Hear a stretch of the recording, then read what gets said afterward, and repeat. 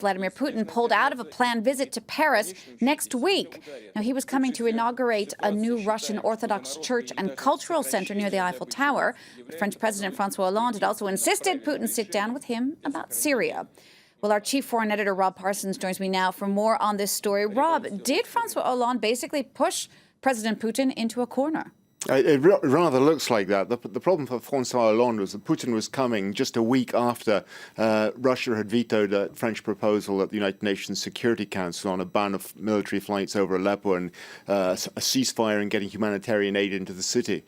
Not only that, France and the United States, amongst others, had put forward the idea of the perpetrators of the bombardment of Aleppo going before the International Criminal Court at some point.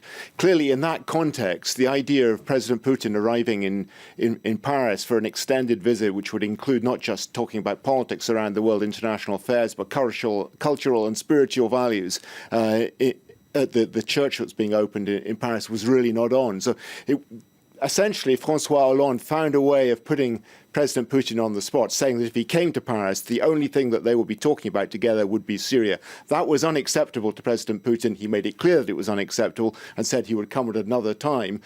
Privately, he seems to be very angry indeed about it and has been saying in private to his staff that he's not ready to come to France again until there's a new president.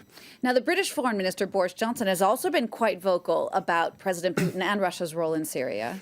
Well, that understates it, Genie. I think he was very vocal indeed during that emergency debate in the House of Commons yesterday on Syria, talking about Russia in danger of becoming a pariah state if it carried down the current path. Other MPs were also extremely critical, calling the bombardment or comparing the bombardment of Aleppo with Guernica during the Spanish Civil War when the Nazis bombed the city then. A more appropriate analogy might have been Grozny in Chechnya during the Second Chechen War when under Putin's leadership the Russian Air Force effectively flattened the city, the idea being to drive the population out of the city to make it easier for Russian forces to take over. That seems to be rather what the Russians and the Syrians are trying to do in Aleppo at the moment, drive the people out of the city so they can take full control. Boris Johnson also suggested, incidentally, that demonstrators should gather outside the Russian embassy in London to protest against Russian policy in Syria.